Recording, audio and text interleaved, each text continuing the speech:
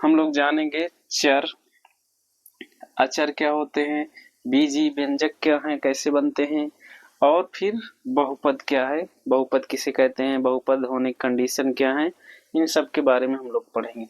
तो चलिए स्टार्ट करते हैं। देखिए चर क्या है, चर किसे हम लोग कहेंगे। देखिए जब कोई बीजी व्यंजक होता है उसमें जितना भी ये X, Y, Z, P, Q, R और एस ये आता है, ये सब चर होते हैं। और अगर बीजी व्यंजक में जो गिनती आती है, जैसे 0 आ गया, 1 आ गया, 2 आ गया, 3 आ गया, -5 आ गया, -6 आ गया, माइनस में कुछ भी आता है, माइनस में हो, प्लस में हो, 0 हो, जितनी भी संख्याएं होती हैं ये सब अचर होती हैं। और जितने भी अक्षर होते हैं ये सब चर होते हैं। तो देखो ये हो गए चर और ये अचर। एग्जाम्पल देखिए, जैसे ये 6x हो गया, तो इसमें ये x क्या है, चर है, और ये 6 क्या है, अचर है। ठीक है। जैसे 3z², अब इसमें ये z क्या है, चर है, 3 क्या है, अचर है। तो समझ में आ गया होगा कि जितने भी ये अक्षर होते हैं ये सब होते हैं चर, और ये गिनती क्या होती है, ये होता है अचर। तो अब देखिए समझ में आ गया होगा आपको। एक चीज और जान लीजिए इसमें, जब हम कोई चर लिखते हैं तो इसके साथ ही अचर जुड़ा होता है, ये गुणे में लिखा होता है। जैसे ये क्या है, चर, गुणे ये क्या है, अचर। जब भी कोई चर लिखा रहेगा उसमें अचर छिपा होता है। जैसे यहाँ पर क्या है, 1 है। अगर हमें यहाँ पर इसका मान नहीं पता रहेगा कि यहाँ पर 1 है कि 2 है कि 4 है क्या है, तब यहाँ पर हम लोग जैसे यहाँ पर a लिख देते हैं। यहाँ पर अब अचर क्या है, a हो गया। जैसे यहाँ पर ax प्लस ये y है, इसके साथ पता नहीं कौन सा अचर है, तो यहाँ पर हम लोग क्या कहेंगे कि यहाँ पर अचर क्या है, b है, और a और b यहाँ पर कोई संख्या होती है। ठीक है। तो ये चर और अचर हो गया। अब देखिए ये बीजी व्यंजक क्या है। देखिए चर और अचर दोनों जब साथ में आते हैं तो जो भी मिलता है उसे हम लोग क्या कहते हैं, बीजी व्यंजक। जैसे देखिए ये 6 है और ये x है, ये +5। अब ये क्या लिख गया, 6x + 5। अब इसे हम लोग क्या कहेंगे, बीजी व्यंजक। 7y - 5 ये क्या है, बीजी व्यंजक है। जैसे 2x⁴ + 5 ये भी क्या है, बीजी व्यंजक है। 7z⁴ (1/3 - 6 ये भी क्या है, बीजी व्यंजक है। तो देखिए इन्हें तो हम लोग क्या कहेंगे, बीजी व्यंजक कहेंगे। इसमें क्या होगा, चर भी आता है, अचर भी आता है। अब प्रश्न उठता है कि फिर देखिए, फिर से एक बार देख लीजिए, चर क्या है, x y z p q r s, जितने भी यहाँ पर r को भी स्मॉल में बना देते हैं, जितने भी अक्षर है ये सब चर होते हैं। फिर अचर क्या है, जो संख्याएं होती हैं ये सब क्या है, अचर होती हैं। बीजी व्यंजक क्या है, चर और अचर जब दोनों साथ में आते हैं तो उससे बीजी व्यंजक का निर्माण होता है। जैसे देखिए यहाँ पर 6 अचर है, x क्या है, चर है, +5 ये पूरा जो लिखा हुआ है ये व्यंजक क्या है, बीजी व्यंजक। एक चीज और क्लियर कर दें, देखिए ये जो चर का मान होता है ये निश्चित नहीं होता है। इनका मान, जितने भी चर होते हैं इसका मान अचर के मान पर निर्भर होता है। जैसे देखिए, जैसे 6x = 30 लिखा है, x बराबर यहाँ पर क्या आएगा, 6 नीचे जाएगा, इसके कट जाएगा कितने बार में, 5 बार में। x का मान यहाँ पर कितना आया, 5 आया। ठीक है। अब अगर यहाँ पर हम 6x = 18 लिखें तो x बराबर कितना आएगा, 18/6, ये इससे कट जाएगा। x का मान कितना आया, 3 आया। देख रहे हैं, पहले x का मान 5 आया, जैसे ही हमने 6x के बराबर 30 से 18 कर दिए तो अब x का मान कितना आ रहा है, 3 आ रहा है। तो यहाँ पर देख रहे हैं कि x का मान क्या है, कोई भी फिक्स मान नहीं है, चेंज हो सकता है। इसी प्रकार y है, जैसे यहाँ पर 3y बराबर 15, तो y बराबर 15/3, ये कटेगा 5 आया। अगर ये 3y के बराबर अगर 30 होगा तब y बराबर कितना होगा, 30/3 10, y बराबर कितना आया, 10 आया। देखिए ये जितने भी चर का मान है ये निर्भर होते हैं किस पर, अचर पर। यहाँ पर हम इसके बराबर 18 की जगह, जैसे ही 30 की जगह 18 की है तो अलग मान, इसी तरीके से कुछ भी मान चेंज होगा तो चर का मान चेंज हो जाएगा। लेकिन अचर के बारे में क्या है, देखिए अचर का मान जैसे यहाँ पर ये 3 है, कहीं पर ऐसे लिखा हुआ है 3, क्या इस 3 का मान कोई और हो सकता है, नहीं हो सकता। कहीं पर ये -5 लिखा है, -5 क्या है, अचर है, क्या इसका मान चेंज हो सकता है, नहीं। कहीं पर अगर इस तरीके से -5 लिखा है तो उसका मान हमेशा -5 ही होगा, ये बात याद रखिए। अचर का मान कभी भी चेंज नहीं होता, बिल्कुल फिक्स होता है। चर का मान किस पर निर्भर है, अचर पर। अगर अचर का मान बदलता है तो अगर अचर का मान बदलेगा तो चर का मान भी बदल जाता है। ठीक है, समझ में आया होगा। अब शॉर्ट में ये याद रखो कि इसका मान क्या है, अनिश्चित होता है, चेंज होता रहता है, और इसका मान क्या होता है, हमेशा निश्चित होता है। ठीक है, अब देखिए बीजी व्यंजक आप लोग जान गए। ठीक है, अब बहुपद क्या है, बहुपद किसे कहेंगे, पहले बहुपद की हम लोग थ्योरी लिख देते हैं। तो लिखते हैं ऐसे व्यंजक जिसमें सभी चर की घात पूर्ण संख्या के रूप में हो, उस व्यंजक को बहुपद कहते हैं। अब देखिए क्या लिखा है, बहुपद ऐसे व्यंजक जिसमें सभी चर की घात पूर्ण संख्या के रूप में हो, उस व्यंजक को बहुपद कहते हैं। देखिए इसमें ये बहुत इंपॉर्टेंट है, पूर्ण संख्या। ठीक है, तो थोड़ा सा पूर्ण संख्या भी जान लेते हैं। पूर्ण संख्या किसे कहते हैं, देखियो पूर्ण संख्या 0 से स्टार्ट होगी, 0 1 2 3 4 डैश डैश अनंत टाइम तक।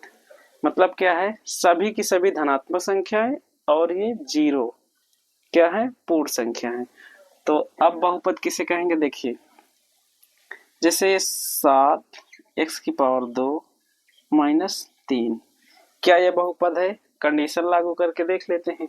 ये एक बीजीय व्यंजक है। ठीक है, ये 7 अचर है, हमको देखना क्या है, चर की घात। देखिए x क्या है, चर है, चर की घात कितनी है, 2, क्या 2 पूर्ण संख्या है, बिल्कुल है। तो ये व्यंजक क्या है, बहुपद है, बहुपद। ठीक है, और देखिए जैसे 3y⁻³ + 5, क्या ये व्यंजक बहुपद है, देखिए 3 अचर है, y की घात कितनी है, 3 है, जो कि एक क्या है, पूर्ण संख्या है। तो ये व्यंजक क्या है, बहुपद है। हमको सिर्फ और सिर्फ व्यंजक में चर की घात देखना है। अगर चर की घात पूर्ण संख्या है, पूर्ण संख्या का मतलब धनात्मक है, 0 1 2 3 धनात्मक भी हो सकता है और 0 भी हो सकता है, तो ऐसे व्यंजक को हम लोग क्या कहेंगे, बहुपद। ठीक है, अब आखिर बहुपद किसे नहीं कहेंगे, कौन व्यंजक होगा जो बहुपद नहीं होगा, उसको भी देख लेते हैं। ऊपर वाला आप लोग नोट कर लिए होंगे, यही हम लोग देख लेते हैं। अगर कोई व्यंजक इस तरीके से लिखा हो,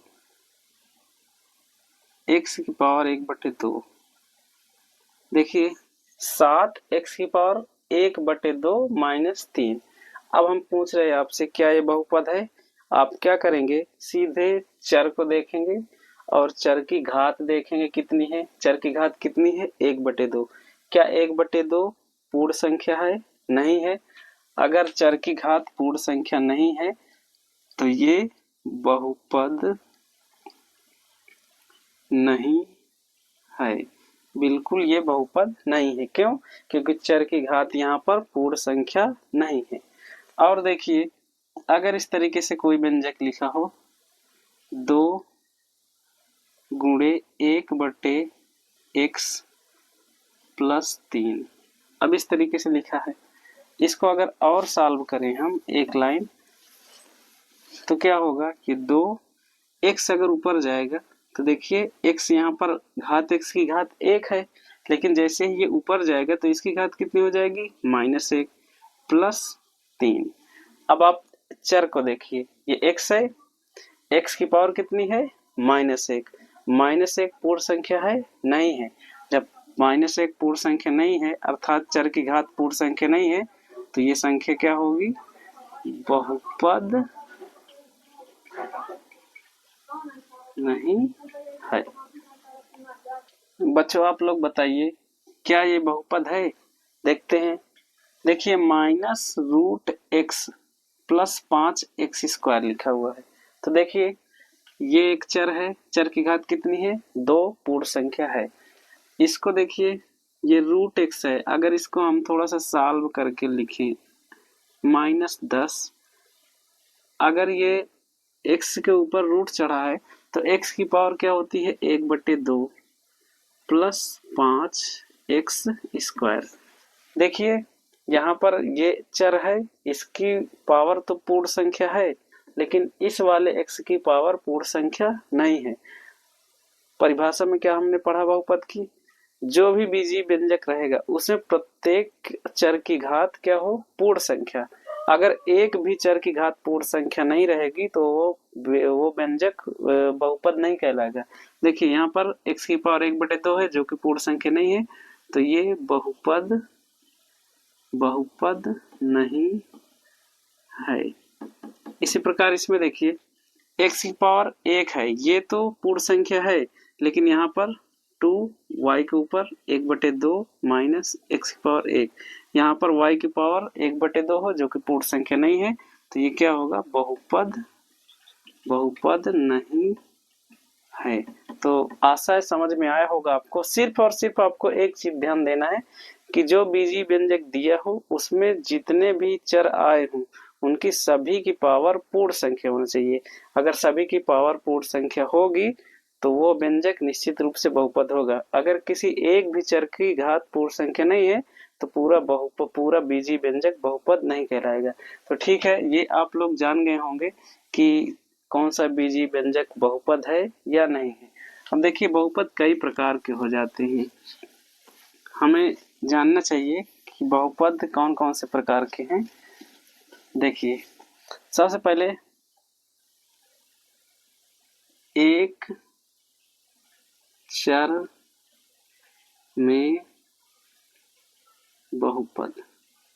एक चर में बहुपद का मतलब क्या है, देखिए लिखा है एक चर में बहुपद। इसमें क्या होगा, जो भी अगर इस तरीके से कुछ लिखा है, बताओ इस पूरे व्यंजक में कितना चर आया है, सिर्फ और सिर्फ x अकेले आया है। क्या x के अलावा कोई और चर है, नहीं है। तो इस प्रकार के बहुपद को हम लोग कहेंगे एक चर में बहुपद। जैसे 7y² प्लस y, ये आ गया, ये भी क्या है, एक चर में बहुपद। क्यों, क्योंकि इसमें y के अलावा कोई दूसरा बहुपद, दूसरा चर नहीं है। जैसे z³ प्लस z, ये भी क्या है, एक चर में बहुपद। क्यों, क्योंकि इसमें z के अलावा कोई दूसरा बहुपद नहीं है। आशा है आपको समझ में आया होगा। ये तो एक चर में बहुपद हो गया, एक लिख देते हैं। ठीक है, अब जैसे क्या होगा जब दो चर आ जाए तो उसे हम लोग क्या कहेंगे, द्वि क्या सीधे लिखें, दो चर में बहुपद।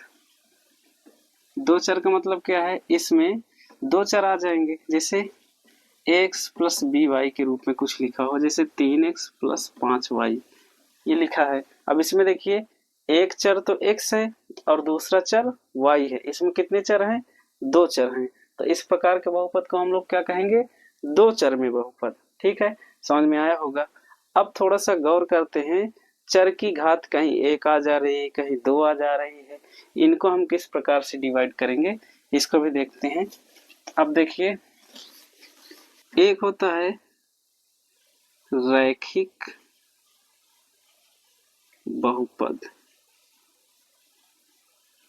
ये रैखिक बहुपद क्या है, देखिए बच्चों, जैसे कोई समीकरण लिखा हो, कोई बीजीय व्यंजक लिखा हो या बहुपद लिखा हो, अगर इसमें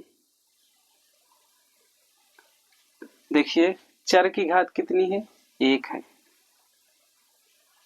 y प्लस 5, 3z माइनस 2 या सिर्फ t ही आ जाए, ये सब क्या लिखे हैं, बहुपद लिखे हैं। आप नोटिस करते होंगे इसमें सभी चर की घात कितनी है, एक एक है।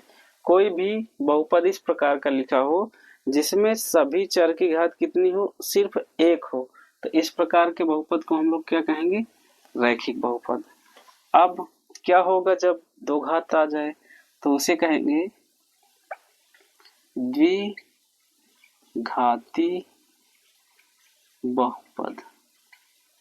इसमें क्या होगा, इसमें देखिए जैसे एक x square plus b x plus c के रूप का कोई बहुपद आ जाए, तो इसे हम लोग क्या कहेंगे, द्विघाती बहुपद। मतलब कि इसमें क्या होगा, जो चर होगा उसमें घात कितनी लगी रहेगी, कम से कम दो तो लगी होनी चाहिए, उसे ही हम लोग क्या कहेंगे, द्विघाती बहुपद।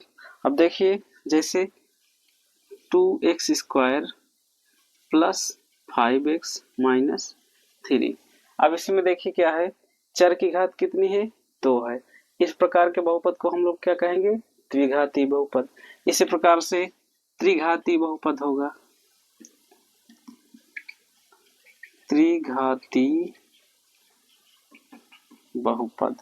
त्रिघाती बहुपद में क्या होगा, चर की घात कितनी होगी, तीन होगी।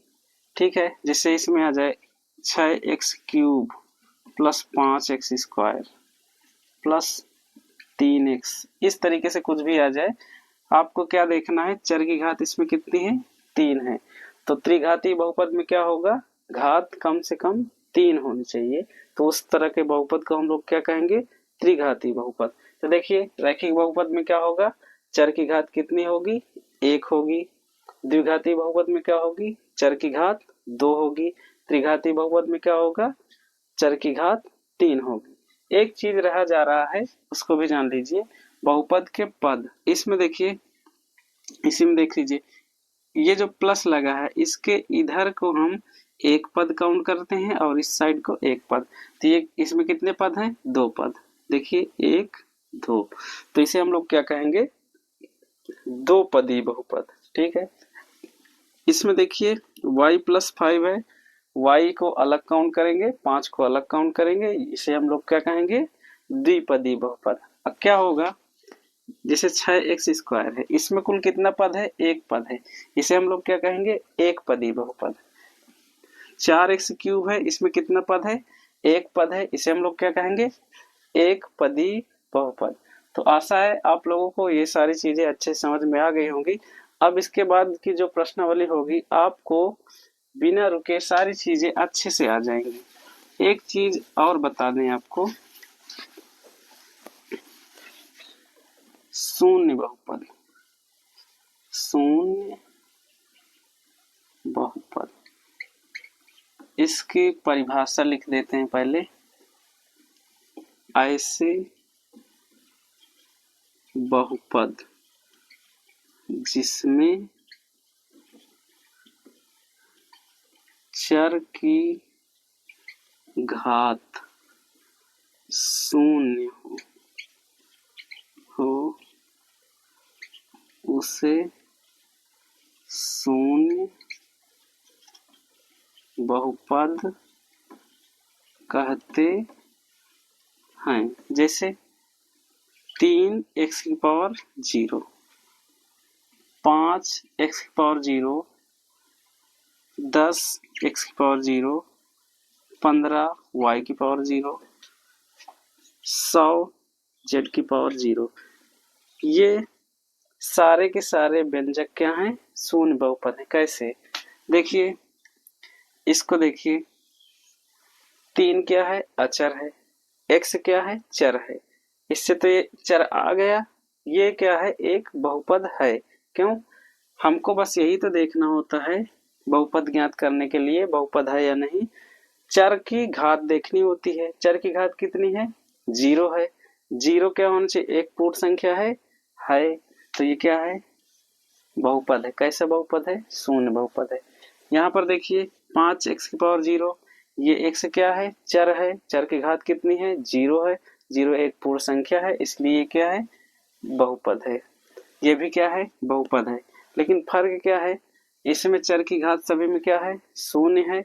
इसे हम लोग क्या कहेंगे? शून्य बहुपद। देखिए क्या लिखा है, ऐसे बहुपद जिसमें चर की घात शून्य हो उसे शून्य बहुपद कहते हैं।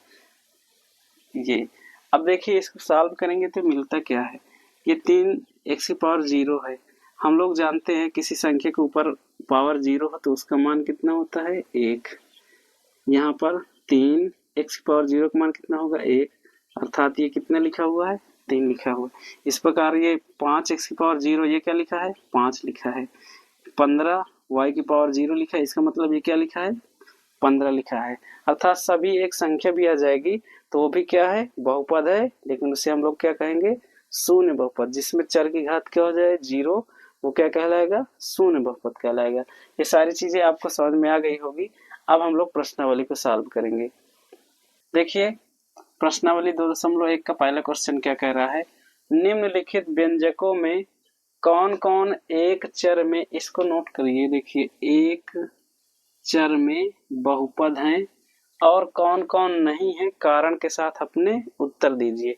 हमको बताना है इसमें कौन कौन से एक चर में बहुपद हैं और कौन नहीं है, ये भी बताना है, लेकिन हमको कारण भी देना है क्यों। देखिए पहला क्वेश्चन क्या है?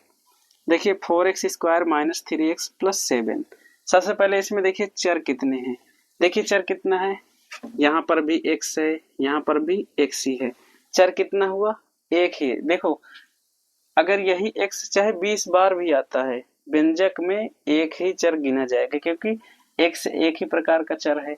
जब तक इसमें कोई y और z नहीं आ जाएगा तब तक इसको हम एक चर में ही बहुपद कहेंगे। तो ये क्या है?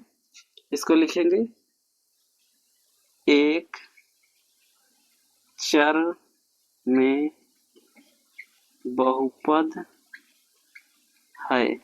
कारण क्या देंगे? क्योंकि व्यंजक में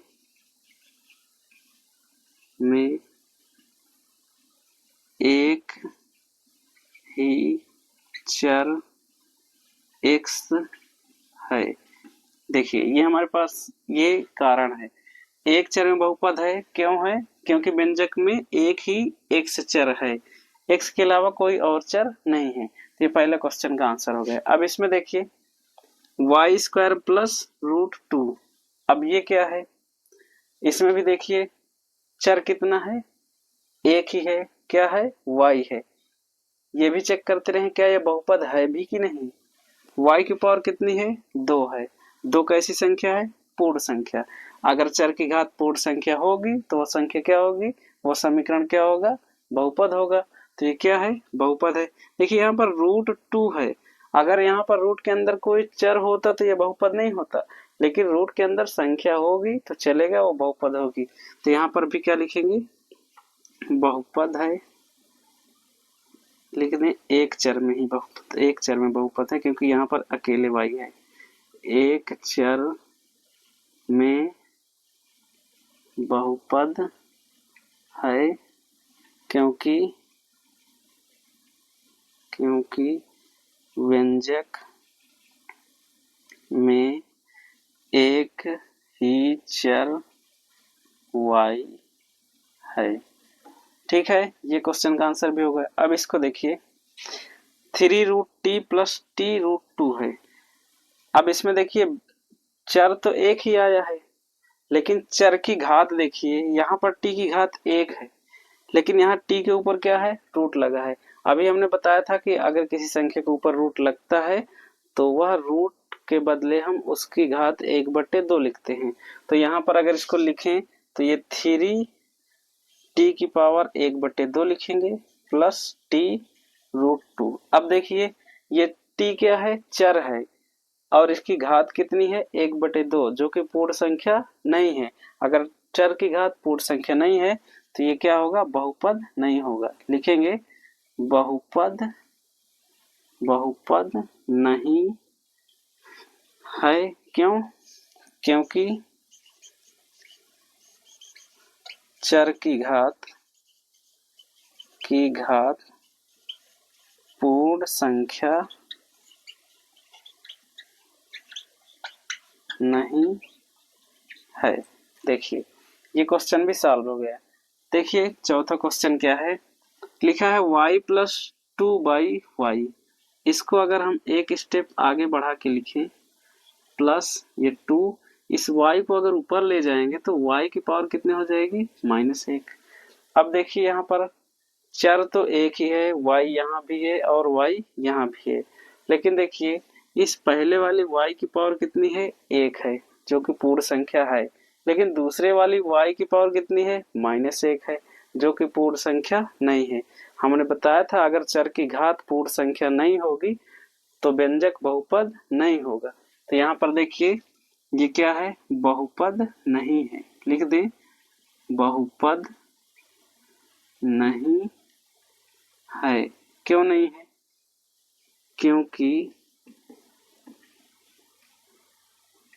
चर की घात, चर की जगह लिख दे सभी चर, क्योंकि एक चर के ऊपर तो पूर्ण संख्या है, दूसरे के ऊपर नहीं है। लिख दे क्योंकि सभी चर की घात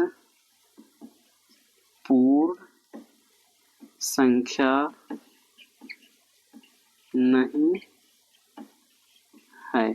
अब देखिए सबसे अलग प्रकार का क्वेश्चन, इसमें देखिए x की पावर 10, y की पावर 3 और t की पावर 50 है। यहाँ पर एक चर नहीं है, कितने चर हैं, 3 चर हैं।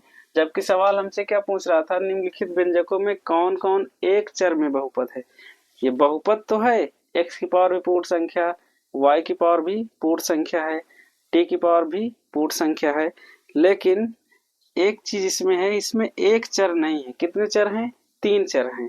तो इसको लिख दे, हम क्या लिखेंगे, एक चर में बहुपद नहीं है। देखिए ये बहुपद है, लेकिन हमारे पास जो प्रश्न पूछा है वो कह रहा है कि कौन कौन से एक चर में बहुपद है। तो क्या ये आपको एक चर में बहुपद दिख रहा है, नहीं ना। तो देखिए एक चर में बहुपद नहीं है। क्यों? क्योंकि व्यंजक में 3 चर x, y और t हैं। तो देखिए ये प्रश्नावली 2.1 का पहले क्वेश्चन के 5 पार्ट थे। हम लोग कितना आसानी से इन क्वेश्चनों को सॉल्व किए। अगर आपको ये समझ में नहीं आता तो आप इसकी थ्योरी पहले देखिए, थ्योरी जैसे ही देखेंगे आपको ये सारी चीजें क्लियर हो जाएंगी। नोट कर लीजिए। अब हम फिर दूसरा क्वेश्चन सॉल्व करेंगे। बच्चों देखिए दूसरा क्वेश्चन है, निम्नलिखित में से प्रत्येक में x² का गुणांक लिखिए। इसमें कुछ नहीं करना होता, देखिए सीधे x² का गुणांक पूछा है तो x² के पास जाइए, ये x² है। अब इसमें देखिए इसके साथ आपको गुणा में कुछ दिख नहीं रहा होगा। आप लोग जानते हैं कोई भी संख्या होती है इसके साथ गुणे में एक हमेशा रहता है, चाहे संख्या हो चाहे कोई अक्षर लिखा हो, इसके साथ हमेशा एक गुणा में होता है। एक चीज आपको आज मैं बताता हूँ, कोई भी संख्या होती है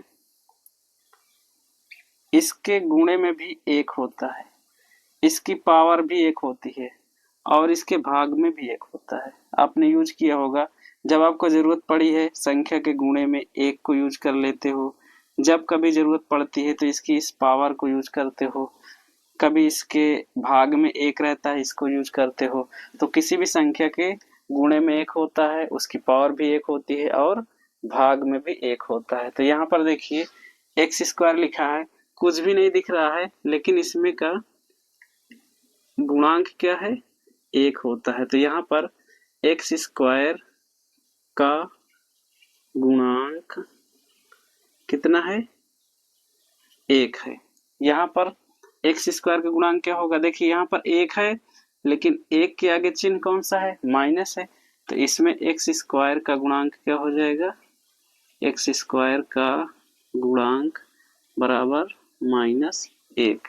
यहाँ पर देखिए एक्स स्क्वायर का गुणांक क्या दिख रहा है, एक्स स्क्वायर का गुणांक बराबर देखिए पाई बाई 2 दिख रहा है, तो ये पाई बाई 2 है। यहाँ पर एक्स स्क्वायर का गुणांक क्या है, अब आप लोग कहेंगे यहाँ पर एक्स स्क्वायर है ही नहीं, को एक्स स्क्वायर नहीं दिख रहा है। तो यहाँ पर देखिए हम लोग क्या कर सकते हैं, ये √2 एक्स है माइनस एक है, यहाँ पर हम लोग कह दें कि ये एक्स स्क्वायर है और इसका गुणांक क्या कर दें, यहाँ पर देखिए ये एक्स स्क्वायर है और इसका गुणांक क्या कर दें, 0। तो देखिए जब यहाँ एक्स स्क्वायर का गुणा 0 से होगा तो क्या आ जाएगा, 0 आ जाएगा, ओवरऑल ये वाला पद हट जाएगा। तो यहाँ पर एक्स स्क्वायर का गुणांक कितना हो जाएगा, 0 हो जाएगा। जब एक्स स्क्वायर कोई पद ही नहीं है तो उसका गुणांक हम लोग क्या लेंगे, 0 ले लेंगे। तो देखिए ये दूसरे क्वेश्चन के सारे पार्ट सॉल्व हो गए। तीसरा क्वेश्चन देखिए, 35 घात के द्विपद और 100 घात का एक एक उदाहरण दीजिए। मतलब ऐसे बहुपद हमें ज्ञात करना है कि 35 की घात वाला द्विपद का रहे और 100 की घात का एक पद का रहे। तो इसको देखिए 35 घात वाला, कोई भी एक चर ले लो और इसकी घात कितना कर दो, 35। ये बन गया तुम्हारे पास बहुपद। ठीक है, कितना बोला है किताब में देखते हैं, एक पद रहेगा कि दो पद रहेगा, 35 घात के द्विपद का और 100 घात के एक पदी का एक एक उदाहरण, बस हो गए। y की पावर 35 है, चाहो तो इसमें 5 जोड़ दो या 50 जोड़ दो, चाहे घटा दो, कुछ भी करो, सबसे मैक्सिमम घात कितनी होनी चाहिए, 35 होनी चाहिए। चर की घात कितनी हो, 35। तो ये क्या हो जाएगा, 35 की घात वाला एक बहुपद हो जाएगा। यहाँ पर देखिए 100 की घात वाला, जैसे यहाँ पर हम ले लें 6 x की पावर कितनी, 100, ये हमारे पास 100 की घात वाला एक बहुपद हो गया। और दे दें 3 z की पावर 100 प्लस 5, ये क्या हो गया, 100 की घात का बहुपद हो गया। तो ये 100 की घात वाला बहुपद हो गए दो, और ये 35 की घात वाला बहुपद। ऐसे भी लिख सकते हो z की पावर 35 माइनस 6, ये भी 35 की घात वाला बहुपद कहलाएगा। ओवरऑल हमको सिर्फ चर की घात 35 करना है, आप उसमें चाहे जोड़ें चाहे घटाएं, कुछ भी करें या कुछ भी न करें, अकेले अगर t की घात 35 लिख देंगे तो 35 की घात वाला एक बहुपद लिख जाएगा। यहाँ पर भी अगर हम सिर्फ s है, s की घात 100 कर दें तो ये क्या कहलाएगा, 100 की घात वाला एक बहुपद हो जाएगा। एक एक एग्जाम्पल पूछा था हमने, 3 दे दिए हैं। बच्चों चौथा क्वेश्चन है, निम्नलिखित बहुपदों में से प्रत्येक बहुपद की घात लिखिए। हमको इन बहुपदों की घात लिखना है। हमने बताया था कि जब बीजी व्यंजक लिखा हो, अगर घात पूछी जाए तो उसमें जो सबसे बड़ी वाली घात हो वही उत्तर होता है। इसमें देखिए 5x cube plus 4x square plus 7x, इसमें आपको सबसे बड़ी घात क्या दिख रही है, ये 3 दिख रही है। तो इसमें क्या लिखेंगे, बहुपद की घात 3। बहुपद की घात कितनी है, 3 है। इसमें देखिए 4 माइनस वाई स्क्वायर है, इसमें बहुपद की घात कितनी हो जाएगी, बहुपद की घात बराबर 2। इसमें देखिए 5t माइनस रूट 7, तो इसमें बहुपद की घात कितनी होगी? बहुपद की घात, यहाँ पर देखिए t के ऊपर कितनी घात है? 1 ही है, तो इसमें बहुपद की घात कितनी होगी? 1। यहाँ पर देखिए अब इसमें कहते कोई चर ही नहीं है इसमें चर, ये x है, x की पावर कितनी है? 0 है। इसमें क्या कर देंगे? बहुपद की घात बराबर 0, और इसे ही हम लोग क्या कहेंगे? शून्य बहुपद, इसे ही कहते हैं शून्य बहुपद। यहाँ पर देखिए 5वां क्वेश्चन देखिए, बताइए कौन कौन बहुपद रैखिक द्विघाती और त्रिघाती हैं। इसमें हमको बताना है कौन सा बहुपद रैखिक है, कौन सा द्विघाती है और कौन सा त्रिघाती है। तो इसमें देखिए, इसमें चर की घात कितनी है? 2। हमने बताया था अगर 2 घात होगा तो उसे द्विघाती कहेंगे, 3 घात है तो त्रिघाती। ये तो याद रहता है, ये रैखिक नहीं याद होता है। रैखिक जब किसी चर की घात 1 हो तो उसे हम लोग रैखिक बहुपद कहेंगे। तो देखिए यहाँ पर 2 घात है, कैसा है? द्विघाती। ठीक है, इसमें क्या लिखेंगे? त्रिघाती। इसके आगे बहुपद है, समझ लेना। इसमें भी, इसमें देखिए चर की घात कितनी है? 2 है, इसे हम लोग क्या कहेंगे? द्विघाती। ठीक है, इसमें देखिए चर की घात कितनी है? 1 है, इसे हम लोग क्या कहेंगे? रैखिक। इसमें देखिए चर की घात कितनी है? 1 है, इसे भी क्या कहेंगे? रैखिक बहुपद। रैखिक बहुपद। यहाँ पर देखिए r की पावर कितनी है? 2 है, इसे क्या कहेंगे? द्विघाती बहुपद। यहाँ पर x की पावर कितनी है? 3 है, इसे क्या कहेंगे? त्रिघाती कहेंगे, घाती बहुपद। देखिए बच्चों, हमने प्रश्नावली 2.1 को सॉल्व कर दिया है। आपको समझ में आया होगा। अगर समझ में नहीं भी आता है तो लेक्चर को दोबारा देखिए, अवश्य रूप से आपको समझ में आएगा। Thank you.